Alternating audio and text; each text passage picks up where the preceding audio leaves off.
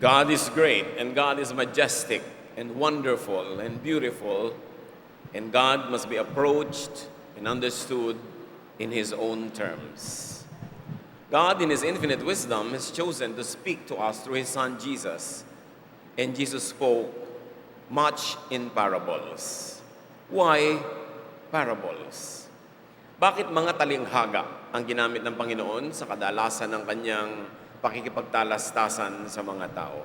Pag naunawa natin ito, ay lalo nating mabubuksan ang hiwaga ng mga katuruan ng ating Panginoong Jesus. Dear God, we thank you for this life. We thank you for another day of life. And we thank you for the way that you have been so generous to us. We ask you, Father, to give us a simple message that will add and enable us, Lord, add a lot of wisdom and knowledge so we can understand you more. Teach us. Your voice is the voice we want to hear. Be our preacher, O God. Use your servant only as your instrument. Enable your people, empower us, heal us, teach us. In the name of Jesus, your Son, our Lord, our Savior, and our friend, we pray with thanksgiving. Why did Jesus use a lot of parables instead of just plain language? Why should we understand parables? Matthew 13, 10 to 11. After the Lord had taught so many people, but apparently the people did not understand much of what he taught, Jesus explained to him his parables, and the people, especially his disciples, understood. The disciples came to him and asked, "Why do you speak to the people in parables?" He replied, "Because the knowledge of the secrets of the kingdom of heaven has been given to you, but not to them." So apparently there are secrets in the kingdom of heaven that is not for everybody. And that there are people who had been chosen by God to receive, to understand, to decode those secrets. And the disciples were one of those few people. So there are people who are given the knowledge of the secrets of the kingdom of God. And there are those who are not given such knowledge. This is God's will from the very mouth of Jesus. Jesus spoke and taught in parables, using common language and examples, but symbolically. Pag nasalita ang Panginoon, nagtuturo, maraming talinghaga, pabugtong, may naiintindihan ng mga tao doon sa pang-ibabaw, sa mababaw na level, pero hindi yun ang pinakamahalagang kahulugan. Dapat ay lumalim pa, subalit hindi lahat ay nakakarating doon. When people hear the simple message, they understand it in the context that they'd like to understand it, but what seemed to be the message and the meaning is not really the message and not the meaning, or at least not the complete message and not the complete meaning. There are layers of meaning, and one needs some kind of a spiritual key to unlock the doors to the deeper layers of that understanding. The meaning is hidden beneath the word or the symbol. To see, to hear, and to know the meaning, one needed to be trained and initiated, to be led and guided, so to speak, or to be told plainly by Jesus himself. And all of this kind of revelations have ample examples all over the New Testament, especially the Gospels. It would be unfruitful and it could be disastrous to always be literal when Jesus himself says that the secrets of the kingdom of God is given in parables, and not everyone could readily understand that. Why parables? What principles of the kingdom of heaven lie behind the reasons for the parables? We will note that God reveals himself to whom he chooses, in the manner, in the degree that he chooses. Nagpapakilala, nagpaparamdam, naghahayag ang Panginoon sa iba't ibang paraan, sa iba't ibang lalim at lawak at taas, kung kanino niya gusto at sa paraang gusto niya. Yan ang kanyang pamamaraan at yan ang marapat unawain, tanggapin at sundin nating lahat. Numbers 12, 6 to 8. Then after commanding them to listen carefully, he said, I, the Lord, speak to prophets in visions and dreams, meaning hazy, unclear, like what visions and dreams usually are. But my servant Moses is the leader of my people. He sees me face to face. Now this is beyond the rules, because the rule says, when you see the face of God, you die. The background, of course, is when the brother and sister of Moses became very rebellious against him, and God called them to chastise them and tell them, when I speak to the usual and other prophets, it's usually through dreams and visions, but not Moses. When I speak to him, he sees me face to face. Meaning it is a very clear revelation, a very clear teaching that he gives to Moses. And God goes on to say, and everything I say to him is perfectly clear. Hindi mga panaginip, hindi mga pangitain, malinaw na malinaw kung magturo ang Diyos diretso kay Moses. At kaya sabi niya sa mga kapatid, na sabi nila, propeta din naman kami, may karapatan din kami mag-lead. Bakit si Moses nang lagi? Sabi niya, you have no right to criticize my servant Moses. Hindi sila binigyan ng karapatan ng Diyos na magbigay ng kanilang mga puna na hindi kapuri-puri. So obviously, there are prophets, but there are false ones. There are so-so prophets, and there are great prophets. False prophets rely on fantasies and fabrications. So-so or ordinary prophets rely on visions and dreams. Great prophets are dealt with by God in a very special way, like Moses, that the revelation is so clear. So not all prophets are the same. The qualities of prophetic ministries are not the same. A great prophet must not be criticized for his clarity by the so-so, and very especially the false prophets. But take note that prophet doesn't mean manghuhula.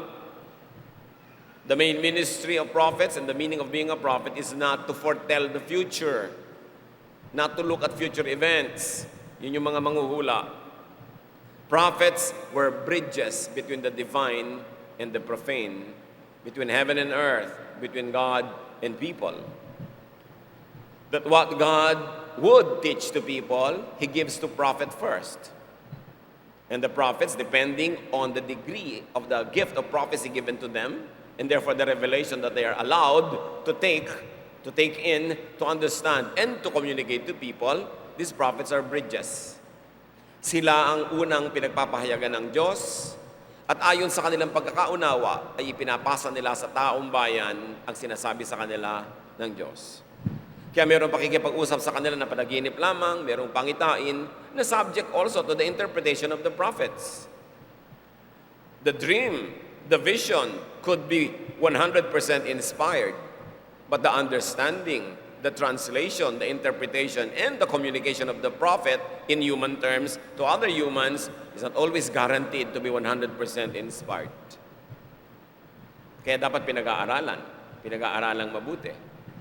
The Word of God is always inspired, but the translations, the many interpretations, and very especially all the hermeneutical processes that go with it are not guaranteed to be always inspired. So people have to be watchful. So ang mga propeta talaga ay mga tulay mula sa Diyos at sa tao, at tulay din mula sa tao tungo sa Diyos. Kaya maraming mga bagay na pag ipinalangin ng mga propeta ay nagkakaroon ng napakagandang sagot mula sa Diyos, hindi dahil malakas sila sa Diyos, kundi dahil sobra silang maka-Diyos. Nararamdaman nila ang pintig ng puso ng Diyos. So kung sila'y manalangin, ang kanilang ipinapanalangin, ang paraan at oras sa kanilang ipinapanalangin ay ayon sa kalooban ng Diyos, ibinibigay tuloy. Hindi dahil sa kanila, kundi dahil marunong silang humingi ng tama. So what do we do now? How do we get informed? How do we know the will of God? Well, you can receive spiritual knowledge directly from God, like Moses or like the other prophets. Be a prophet, but then that is God's call. You don't appoint yourself to become a prophet. No prophet is appointed by other humans too. God chooses whom He chooses. So when you cannot be the prophet yourself, you could receive spiritual revelation through someone blessed by God to receive it.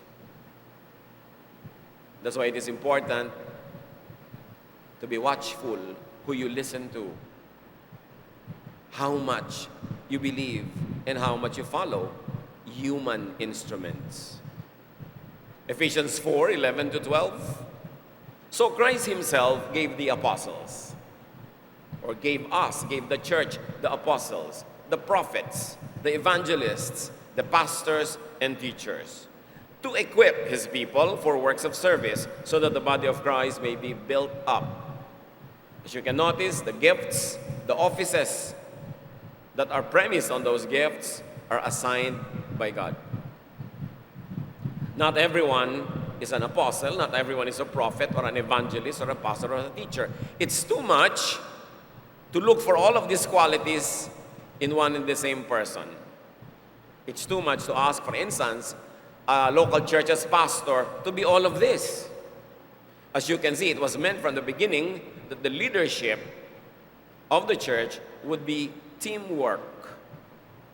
That there will be a team of gifted men and women who will be used by God as instruments to bless his people. And everyone has a gift. The gifts are not limited to this that we mentioned now. There are many other gifts. Everyone is a gift. That's why when you are absent from the church, you are cheating the church, because your gift is not ministered to all of us. And you are also cheating yourself, because our gifts are not being ministered to you.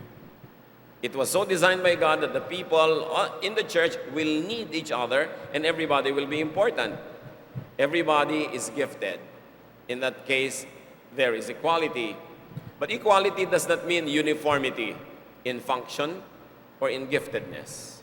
So benefit from a prophet, especially if you are not one. Benefit so-so from a so-so prophet, and benefit greatly from a great prophet. Be discerning. But you might also get damaged and destroyed by a false prophet. Even during the time of Jesus, there was a lot of them.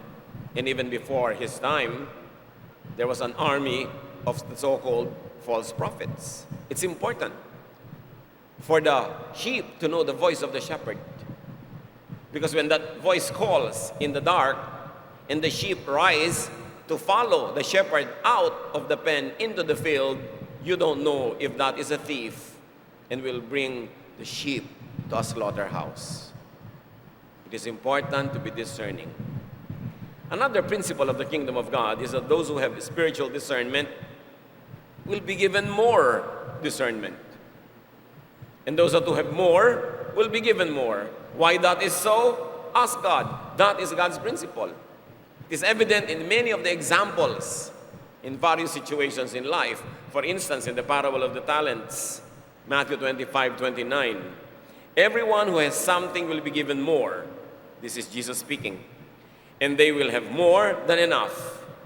But everything will be taken from those who don't have anything. Pag may ibinibigay sa iyo ang Diyos at pinaparami mo, lalo kanyang payayamanin, pararamihin pa niyang binibigay sa iyo.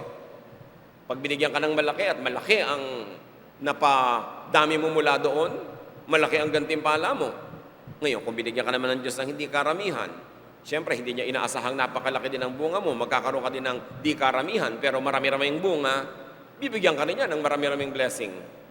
At kung ang na-assign sa iyo naibigay sa simula ay maliit, hindi mo pa pinarami yung maliit na nabigay sa iyo. Babawiin pa at ibibigay doon sa maraming-marami na at mayamang-mayaman na, spiritually speaking.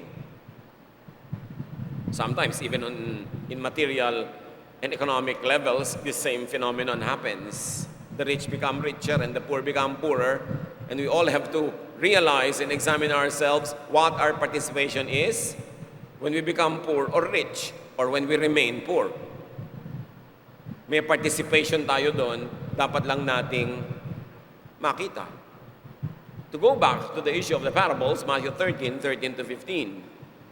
Sabi ng Panginoong Jesus, I use stories when I speak to them, meaning the people, because when they look, they cannot see. And when they listen, they cannot hear or understand. So God's promise came true, just as the prophet Isaiah had said. These people will listen and listen but never understand. And this is in the context of traditional religion.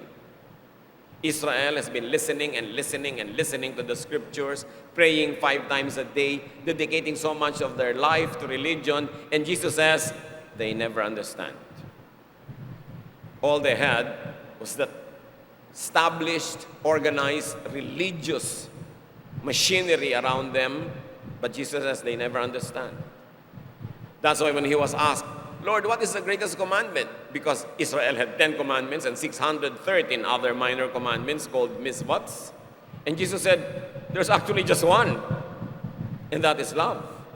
Love God and love your fellow men like you love yourself. Meaning, you might kill yourself or others implementing and following the 10 commandments and the 613 other commandments, but if the ending in your life, if the product of all your religiosity is not love, you miss the point. You don't understand a thing, because all the law and the prophets is about love and loving. Ironically, of course, many people, when they become more religious, they become less kind.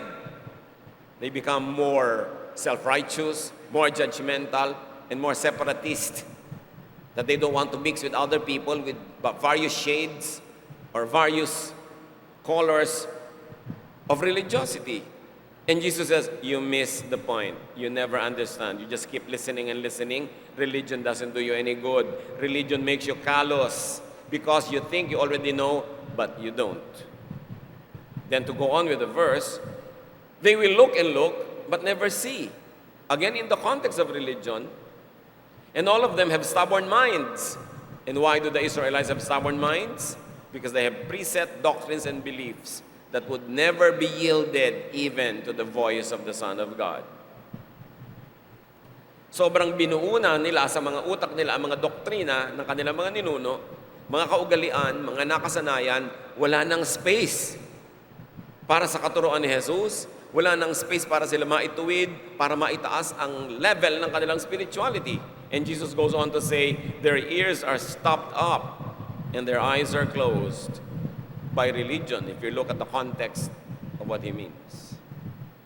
They cannot see or hear or understand. If they could, they would turn to me and I would heal them. So Jesus is saying, look, for all the religiosity, these people are not really turning to me. And because they are not turning to me, the Son of God, the Word that has become flesh, they could not be healed because I am the healer, because I am the life, I am the way, I am the truth. And if people won't turn to me, there is no way that they can have hope. And this is what tradition, centuries, even millennia of religiosity has done to the people. They have been hardened at the core of their hearts, that they wouldn't recognize the voice of the Son of God from among the many voices that they have already learned to institutionalize, to canonize, and they have turned these voices into idols already. They don't turn to God. They don't get healed. And God lets them be. Another concept, another principle of the kingdom of God is that those who refuse to see will be left alone in their blindness. Those who refuse to hear will be left alone in their deafness. Preset, quick, dry, stubborn religious belief could be the worst spiritual blinder. People don't find it because they don't seek. They don't seek because they think they already have it. Di ba ang pinakamahirap ding share ng gospel? Yung mga, ayoko nang makinig, alam ko na yan. I was born in this religion and I will die in this religion. Sarado ako, dekandado. Ipagmamalaki pa yan ng mga tao. Ayaw makinig. Kasi iniisip nila, alam na nila. Ganun ang mga tao nung panahon ni Jesus. Nung dumating na ang anak ng Diyos, ayaw nilang pakinggan kasi yung utak nila punong-puno na ng mga katuruan na kung kani-kanino galing, wala nang lugar para sa katuruan ni Jesus. And God does not get down from His throne in heaven to stop people from doing what they do. God teaches in so many ways, through prophets, through our experience, through a direct dealing with us, through the scriptures, through history. And when you do not listen to all those, even to the Holy Spirit, God will not physically intervene to stop you from doing what you do or to push you to do what you should be doing. Ang nagbubulag-bulagan ay hinahayaang maging bulag, manatiling bulag, lumala sa kabulagan. Ang nagbibingi-bingihan ay hinahayaang manatili at maging bingi at lumala sa kabingihan. That is the way of God. Every believer must take care of himself or herself. Well, we do take care of one another, but it is your primary duty to take care of your own self. Many believers would always want to be nursed, babied, to be babysitted all their lives in the church. They don't want to take care of themselves. They will be absent for weeks on weeks and weeks on end, and they will expect to be sought after, to be followed everywhere. Maraming mga ganon, mawawala at ina-expect, hahanapin sila, liligawan, susuyuin, reregaluhan ng papaya para bumalik sa church. Aalis sa ministry, magtatampo, hindi asikasuhin yung sarili niyang tampo, pagalingan ang sarili niyang sugat. Kasi lahat naman tayo sugatan. Lahat ng mga tao may daladalang mga suliranin, may kani-kanyang panahon ng kahinaan, hindi mo pwedeng asahan na laging ikaw ng ikaw ang alagaan. Tapos may mga tao, ikakalat ang buhay nila, ine-expect, bubuuin sila uli ng Diyos. May mga tao, tatalon sa bangin, iisipin, lulusugin sila ng kapatiran para iyahon uli. At matapos mong iyahon, tatalon na naman. Makikita natin na kung gusto mong tumalon, di ka pinipigil. Kaya huwag ka nalang tumalon. Kasi nakakapasubo, pagka hindi ka pinigil, papasubo ka na niyan. Kailangan bantayan ang sarili. At sabi ni Jesus, you know why they don't understand? You know why I speak in parables? Sabi niya, otherwise they might see with their eyes, hear with their ears, understand with their hearts, and turn, and then I would heal them. Kaya importante, maghanap talaga. Pag nagbibingi-bingihan, paulit-ulit, hinahayaan na ng Diyos. Hindi niya pinipilit. Kung hindi mo maintindihan ng isang katuroan, magsaliksi ka, maghanap ka, huwag mong expectin lumaglag mula sa langit yung paliwanag. Hanapin mo. Kung may pagdududa ka, patibayin mo ang pananalig mo sa pamamagitan ng pananalangin, pag-aaral, pagsasaliksik. Hindi yung lalo mong papalalakihin ang iyong duda, lalayo ang loob mo sa Diyos. Ang totoo, sinong malulugi? Kailangan inaalagaan ang sarili. At mahalaga, namimili ng papakinggan. Kahit sa ating ordinaryong buhay, pag may problema ka sa asawa, halimbawa, nakausap mo si Kumare Juan, kung ang payo niya, naku, iwan mo na yung asawa mo na yan. Malamang yun ang gawin mo. Pero pag nakausap mo si Kumare to, hindi. Unawain mo siya kasi alam mo naman, medyo nabagok ng bata yan alam ko, kaya medyo kulang ang isip niyan. Mauunawaan mo ngayon, may iba ang attitude mo. Depende kasi kung sino pinagkakausap mo. Kung sino pinakikinggan mo, nakaka-apekto yun sa utak mo. Kaya mahalaga to benefit from the ministry of obviously anointed, blessed prophets, servants of God, teachers, preachers, counselors, who have a good track record of godly ministry. Pinipili ang pinapakinggan. Suriin. Sabi ng Panginoon sa Luke 6:39, He also told them a parable. Can the blind lead the blind?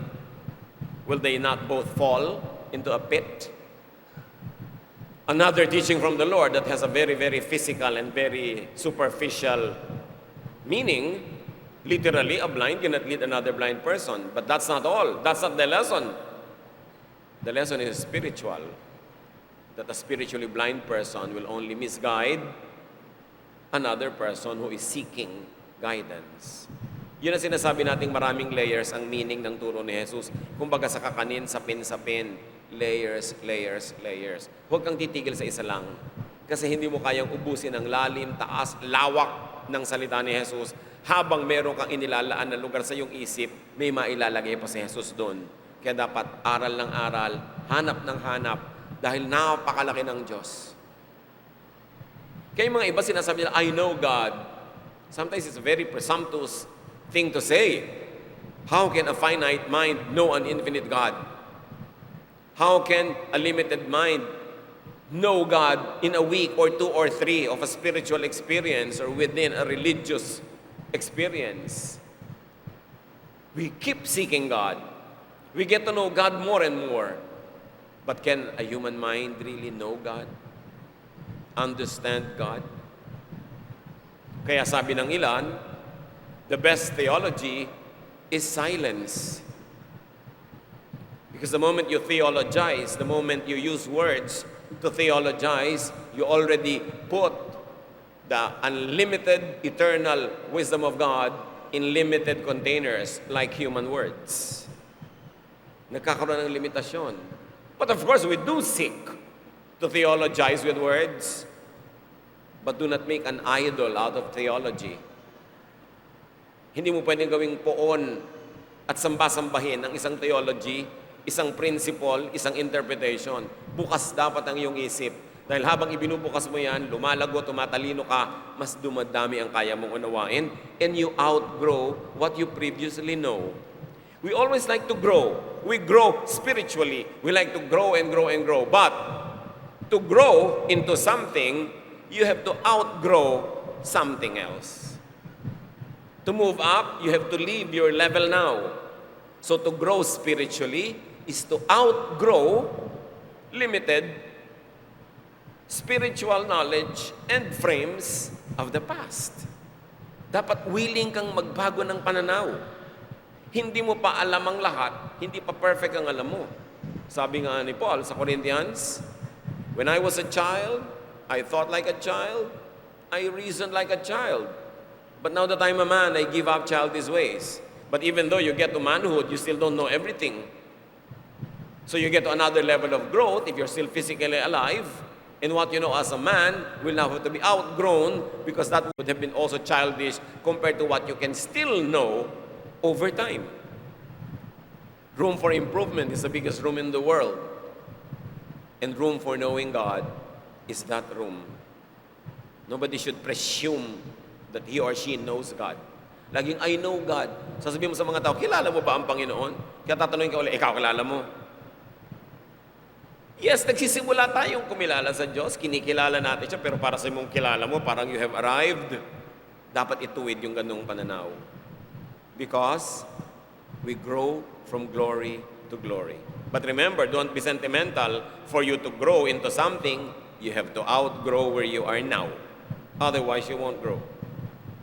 Another principle of the kingdom of God is that God gives people what they want and what they insist on.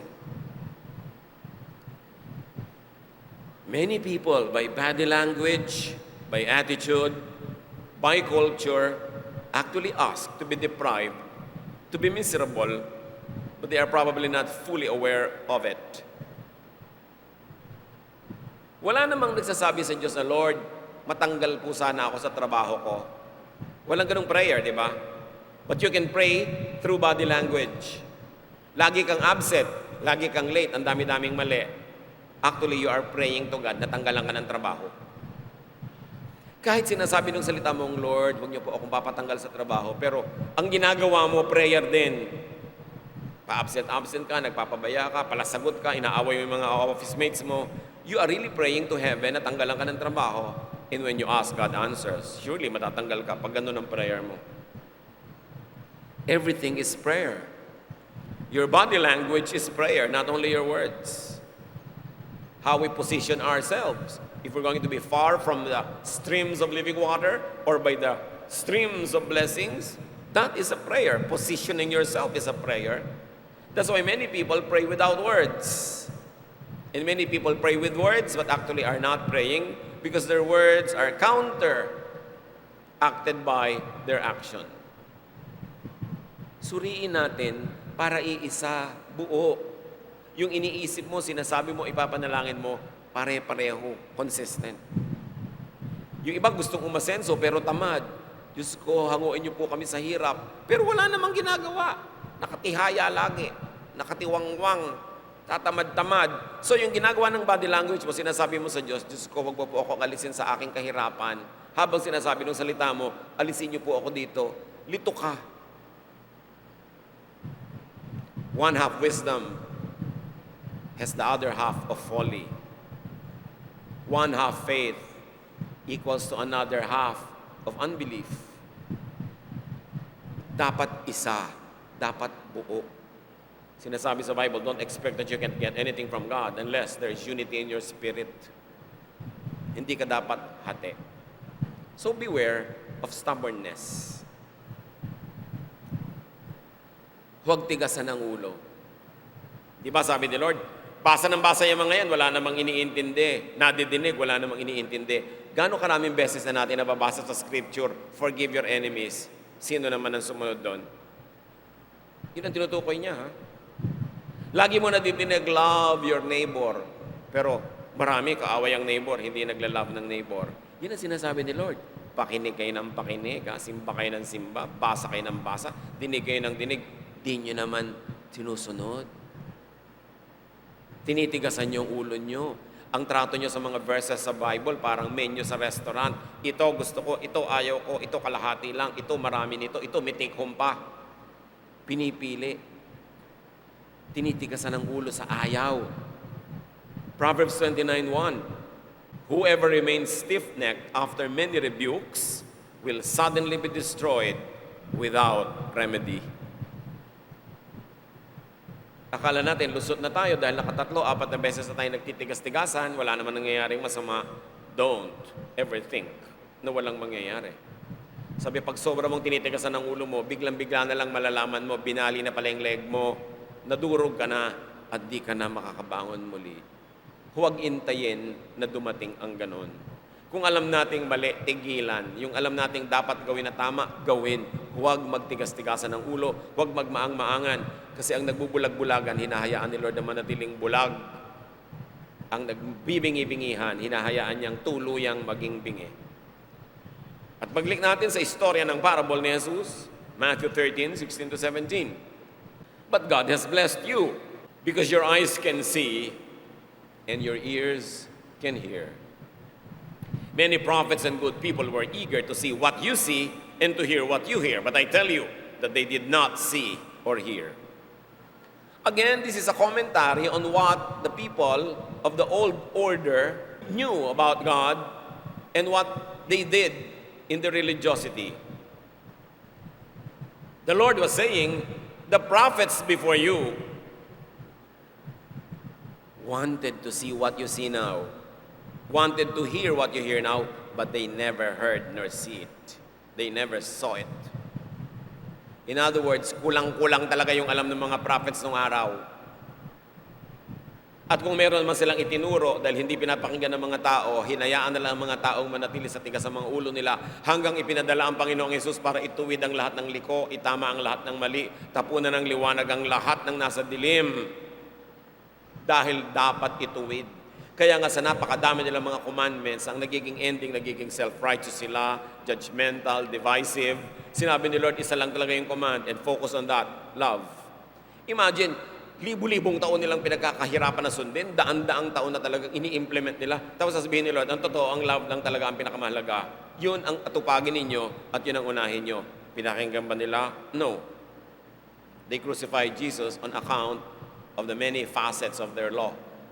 Law pa rin nila ang sinunod matapos ang lahat. Kaya nga, kung ayaw mong makinig, hahayaan ka. Pero merong consequence. Meaning, it is very important to isolate the teachings of Jesus from the other teachings that you will find even in the traditions of the religion where he grew up in. Because he said, look, the prophets of old wanted this, but they never got it. So now I'm giving it to you. So it's very important to give the teachings of Jesus paramount attention.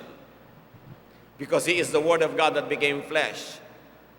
In Jesus, all the deity lived in bodily form. Everything that the Father in heaven wanted to reveal was revealed in Jesus and through Jesus. Therefore, we must pay attention to what he teaches. And not be like the people around him in his time, insisting on tradition, insisting on institutionalized ways that Jesus was already trying to correct. We should put Christ back to the center of Christianity.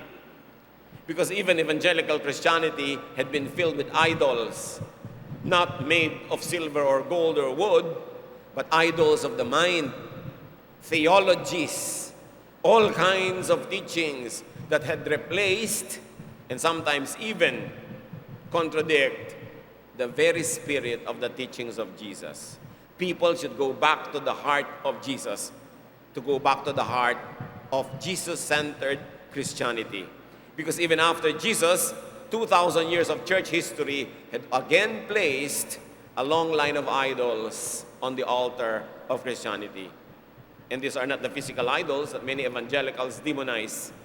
But these are idols of the mind, idols of congregationalism, idols of division, idols of various shades of interpretation.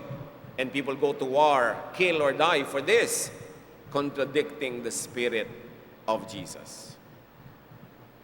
All said, the previous prophets did not receive what the disciples were receiving.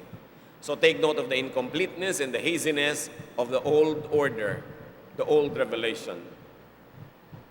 And Jesus says, blessed are those who see and hear spiritual truth. Doubly blessed are those who believe without even seeing.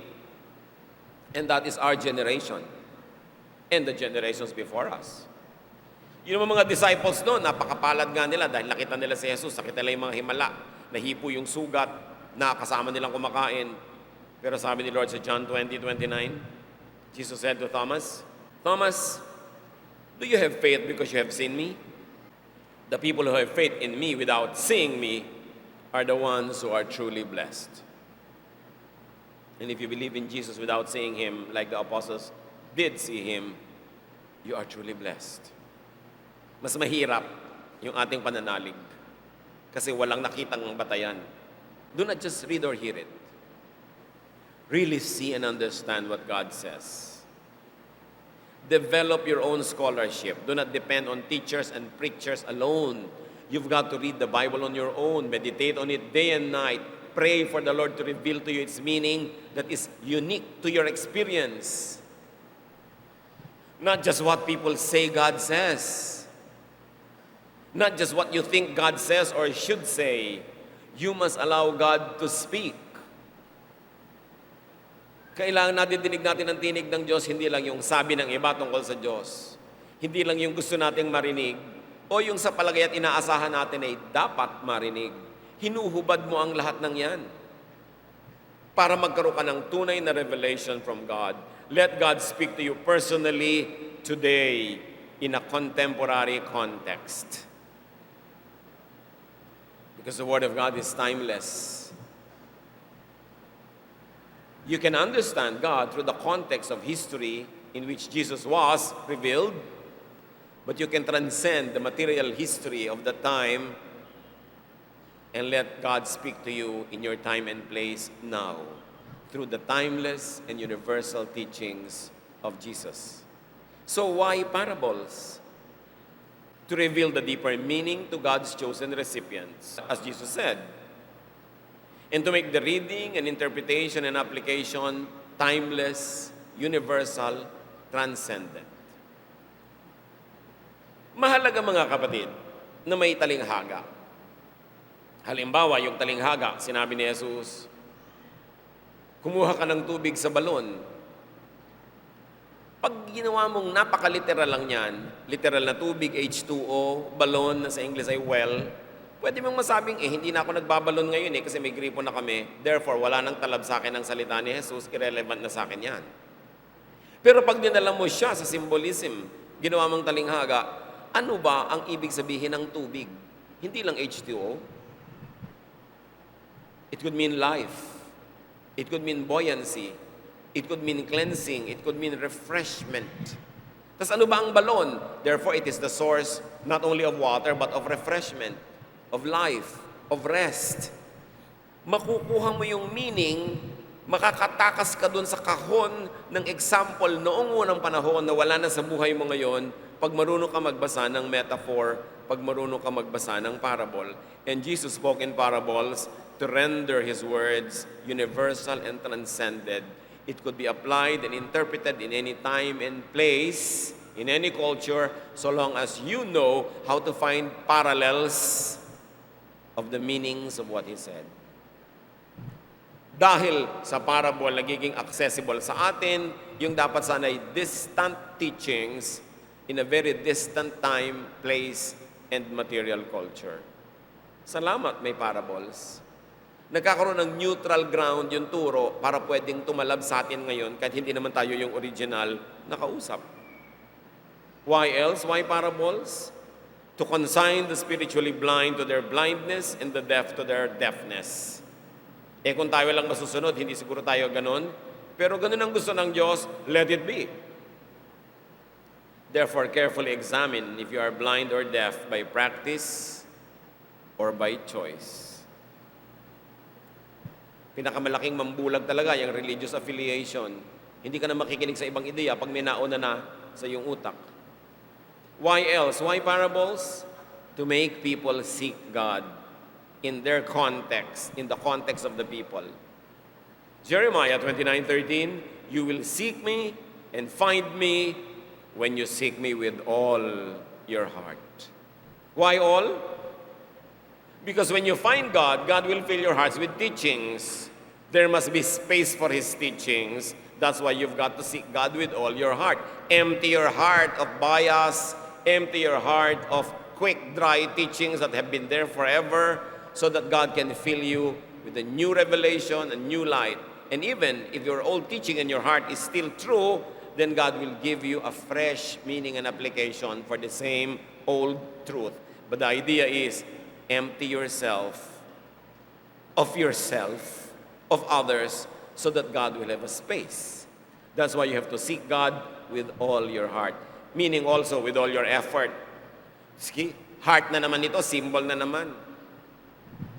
Kasi kung totoo, yung heart literally is of muscles and tissues that pump forever until you die. Yun yung heart, di ba? Pero now it has become a symbol of something else. Kaya symbolic. You cannot always be literal in interpretation, no matter how many seminaries insist on the literal meaning. The Bible was written with symbolism and with the use of a lot of symbolism. And to unlock its mystery, you've got to enter its language. And that is the language of the parables. So empty yourself to be filled. So, Jesus democratized wisdom and revelation and guidance of God. This is no longer confined to just a few, because He said in Matthew 7:7-8, ask, and it will be given to you. Seek, and you will find. Knock, and the door will be open to you. For everyone, not only a select few, everyone who asks receives. The one who seeks finds, and the one who knocks, the door will be opened. So, if the door is not being opened, if you are not receiving, if you're not being answered, the obvious reason is you are not asking or knocking or seeking enough. Because Jesus said, pag humingi ka, bibigyan ka. Hindi ng kotse ha, hindi ng papa. Pag humingi ka ng wisdom, pag humingi ka ng karunungan mula sa Diyos, na maunawaan siya, pag humingi ka ng tools to understand the mystery of God, sabi niya, ibibigay sa'yo. But you've got to seek God with all your heart. Prophecy and spiritual knowledge is democratized by Jesus. Ask God to open your hearts and ears, to heal our spiritual blindness and deafness, and to make us see and hear. So we can unlock the meaning of Jesus' words. We can see beyond the surface, and very importantly, to see beyond religion incorporated. That is what has happened in the last 2,000 years. Various religions claiming franchise to Jesus, claiming franchise to heaven. That there are so many franchise holders now, that there is so much religious competition. See beyond that. Get beyond religion incorporated so that you can get to the heart of Jesus. Listen to prophets who are anointed. Be blessed with the ministry of other people who are given by the Lord many giftings to uplift and edify all of us. Get beyond the parables into the heart of Jesus. Brothers and sisters, don't just have religion. Don't just attend a religious service. Seek to find Jesus. Seek to find not just religion, but salvation, freedom, joy, peace, and goodness. And you will know if you have found God, and if God has found you, you will be loving. Your heart will overflow with love. You will be ready to love, and you will be ready to be loved by others. You will take away all those dividing walls so you could love more and you can forgive more. And that is the greatest test if you are in the right religion. Not by the name of the church you attend, not by the length of service, not by the type of music you play, but are you loving or not? Because Jesus is love. God is love. And all the law and the prophets are about love. And Jesus said there's only one command that's important, that is to love. Jesus gave parables so we can understand many of his teachings, and understanding those will make us loving. Love is the greatest unassailable fruit of true spirituality. Dear God, we ask you to continue to help us to know you in a way that will change us into loving persons, persons that know how to forgive, people who are also ready to accept and receive love from others. Teach us so that our knowledge will not only be in the mind, it will not only be congregational, it will not be branded, but our knowledge of you will bear fruits, fruits of righteousness, especially fruits of love. Ponder these words. Spend some time with the Lord in silent meditation and ask the Lord what all this mean to you in your personal context, in your life, now.